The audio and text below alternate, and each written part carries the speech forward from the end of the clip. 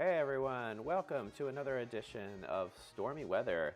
It's been a while. Here we are, episode 12 on March 4th going into the 5th. So we're going to call it Mardi Gras because it's still Mardi Gras in many places. And yeah, this music we're listening here is the Rebirth brass band. Really a lot of fun, and so hope you're enjoying that music. They're out of New Orleans, of course, and I'm a big fan. I'm a musician. Just actually played a gig tonight, Mardi Gras gig, and it was a lot of fun, a lot of great people there, and just a wonderful night. So anyway, we've got some crazy weather happening right now. Let's actually take a look at the radar here. Here we are. This is the live shot of the radar, and as you can see, this is a monster storm. It is really taking up a good portion of the United States. And we're going to actually go here to the tropical tidbits, and we're going to look at the current situation here with the low pressure and high pressure. This is an unbelievable low pressure for a land storm. This is a cyclone traveling, essentially the power of a Cat 1, maybe even Cat 2 hurricane over land. You can look here, 982 millibars, which is absolutely stunning in power. And it has had some very severe effects.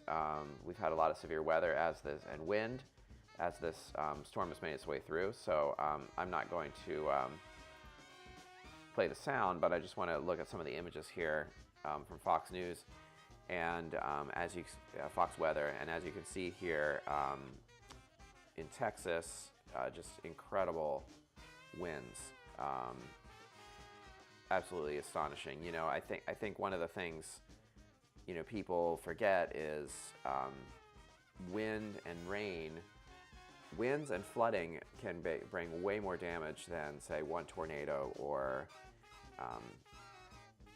I think people think so much about tornadoes individually, but they don't think about the overall wind effect, overall flooding effect, which can really bring devastation. And we're going to kind of fast forward here, look at some of the pictures, some of the images here. So as you can see, Texas really just continuing to clean up after a really devastating storm. Yeah, Oklahoma, really having some bad conditions there. Even as far away as New Mexico, the dust storms that kicked up from this system is unbelievable. So yeah, anyway, we're here in South Carolina, and I did want to show you guys, this is a very important map. So this is this website is the Storm Prediction Center. This is from the National Weather Service, and hope you guys can see that all right. But essentially, if you're looking, this is tomorrow's risk, basically, going into tomorrow morning. And you can see that we are at a fairly high risk for something major happening, in this region. We're down here in the lower part of South Carolina near Georgia. So we're actually in this enhanced region, and that is unusual to have, that much of an area in an enhanced region, even this much of an area in the slight area. So we're going to just read this here on the podcast. We got severe thunderstorms capable of producing scattered damaging wind gusts and a few tornadoes possible across the eastern Carolinas into South Virginia. Other strong and severe storms may occur across parts of Florida and East Georgia. Again, an intense occluding cyclone, that's what they call it. Obviously, they can't call it a hurricane when it's traveling over land. But 980 to 985 millibars, that's just an unbelievably low number as far as pressure. That's an incredibly strong system. Intense wind fields, this language is strong. Intense wind fields supporting a threat of at least damaging winds. Large and clockwise curved hotographs will support tornado potential. Strong tornado will be possible, especially if embedded supercell structures can be sustained. In addition to that, severe storms. Here locally, our public schools have actually closed for tomorrow.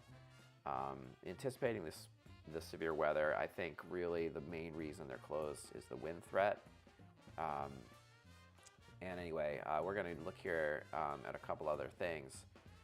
This is like really good, actually, thing to follow on the on X this channel called NWS Tornado.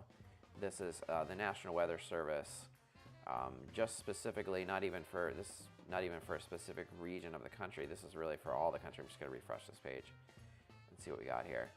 But you can really see that they're kind of showing you as the storm is moving through. Let's go back to the radar. Right now, again, this huge line.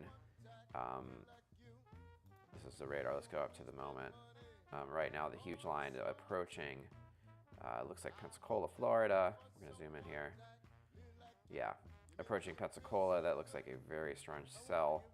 Montgomery, Alabama. Already come through a good chunk of Alabama. Already come through. Looks like I would assume Nashville is near here as well. Zoom in here. Yeah, it's already come through Nashville. But again, Atlanta coming up, and then tomorrow morning. This is where we are here over in Bluffton, South Carolina. So we're looking at definitely being affected by this as this line. We're kind of on the same, basically, latitude here as Montgomery, Alabama. So as you can see right now, Montgomery is getting hit very hard. This huge line of purple intensity has a lot of very strong storms. Anyway, so if we go here to the National Weather Service tornado, we can see that there is a watch. I think in some ways, the fact that this is happening overnight currently actually makes it a bit weaker. When these storms come through in the middle of the day, when the atmosphere has been heated, it really can cause way more difficult problems. And there are tornadoes, and you can see here the warnings just in the last, this was 3 hours ago, going across Alabama. This one here down in Louisiana. Yeah, quite a few. I mean, look how many there has been just even in this evening. So if you go all the way back here, lots of different postings here. 6 hours ago, constantly Mississippi. I'm sure that they will confirm a number of tornadoes as the National Weather Service follows up on all these. So this is a pretty significant outbreak. So kind of talking about the difference between a watch and a warning, I want to go here to Severe Weather 101. So it talks about tornadoes, how they're formed. You can kind of check this out. Okay, so this is important here. The difference between a watch and a warning, basically a watch is saying, you know, there's something favorable.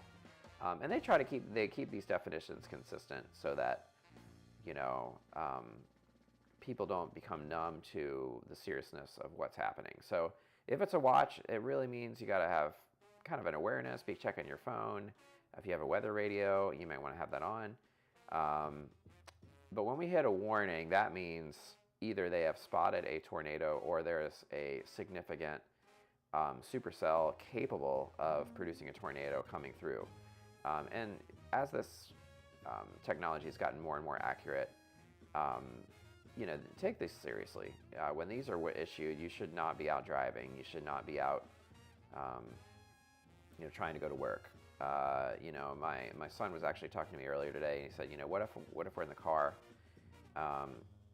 you know, when a warning goes off? And I would say, you know, the best thing is find shelter immediately. You know, if you're near a Walmart, if you're near a place of shelter, your home, or if you're near your child's school or something, please find a place of shelter as quickly as possible. Especially, you know, when these storms come through in the middle of the night, you really have to be aware of what's going on. So, yeah, take it seriously. Again, that's a pretty significant probability. There's your hail outlook. Yeah. So this is a monster storm. And, you know, it's really bringing wild effects behind the system. I think, you know, if you look here at the back side of the system, snow, blizzard conditions, wind, all sorts of things. And from what I've been hearing in the Midwest, the temperature has been dropping significantly. Let's look here at Lincoln, Nebraska, and see what their current temperature is. I'm going to guess quite chilly. So as you can see on the front side of the storm here in Bluffton, it is 61.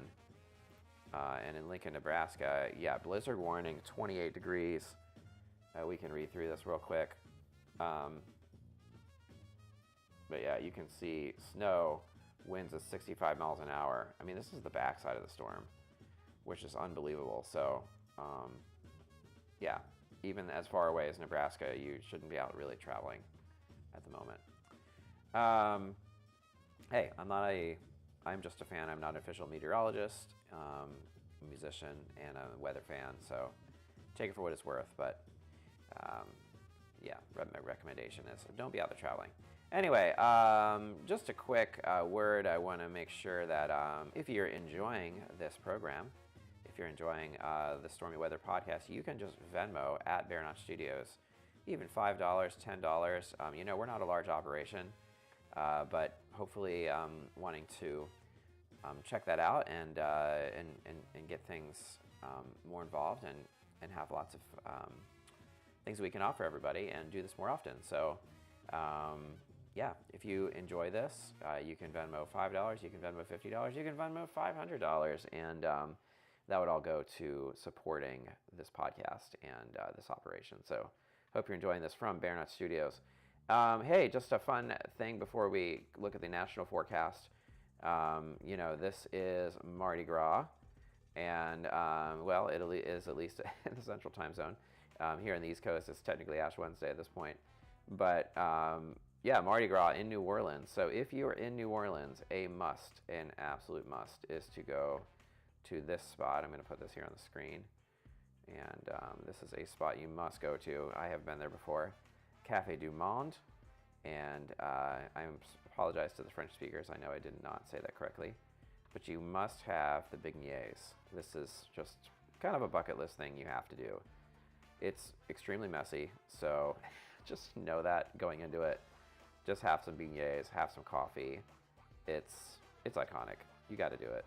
And this is what it looks like right there in the center of New Orleans. Here's a bit of a video. Absolute must do it. Mardi Gras is just, you know, kind of a wild thing out there in New Orleans, but a lot of fun, a lot of great music. And if you've never heard of this, this is a fun recipe you can make. King cake. This is a New Orleans tradition. Involves sweet cinnamon dough, tiny plastic baby, and a party.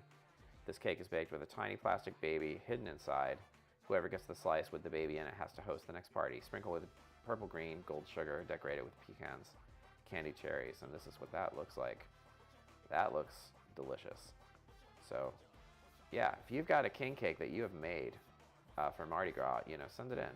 Maybe we'll broadcast it, and that would be cool. Look at that; these look awesome. That would be a lot of fun. I've actually never had a king cake, so next Mardi Gras, it is my goal to have one.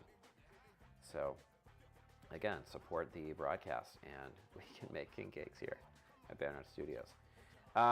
Anyway, let's go back to Tropical Tidbits. Again, this is a great website. We're going to look ahead here to the forecast and look at what the storm is going to be doing. And it is going to be creating havoc for quite some time here. So this is still into Friday, and let's run it back here again. All right, so it is still gaining strength, which is, to me, just unbelievable. 980 millibars. This is tomorrow morning. As we get into the afternoon, 981. Significant snow, blizzard conditions, ice, severe weather, everything. Just affecting the entire East Coast and Upper Midwest, Great Lakes region. Unbelievable. What a monster storm. And then moving into the Northeast, Maine, Canada.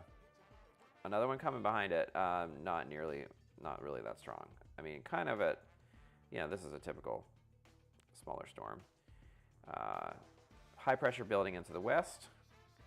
And then look, we got one developing here off the Pacific Ocean coming into California. California, you know, it just seems like they've had more rain this year. I could be wrong. I'm just guessing here. And then another system coming in here into the Pacific Northwest and developing into the Midwest, Great Lakes region, bringing more snow, ice to the Great Lakes. Always seems like March, you know, they always say March comes in like a lion. Oh my goodness. Let's actually check this out. I'm just seeing this for the first time, so probably just as shocked as you are. Here we go, this storm, March 14th. Unbelievable, 972. This is an even stronger storm, 970. Look at that wind field, just absolutely monstrous. So I was just going to say, March is generally a crazy month for weather, and it is living up to the hype in 2025. This looks like an enormous storm. So yeah, once we get through this one, we're not out of the woods. What is it? I believe the Ides of March is around the 15th. I think that came from Julius Caesar or something. Anyway, I'm sure somebody out there knows the answer to that. Yeah, so there you go. So tomorrow, again, as this line moves in, you know, all during the day tomorrow in the southeast and really along the whole eastern seaboard, I hope you guys are safe.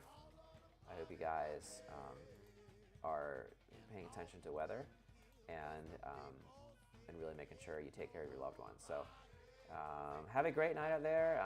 Praying for everyone out there in the storm, that you stay safe, and happy Mardi Gras, happy Ash Wednesday, and we will see you next time on Stormy Weather.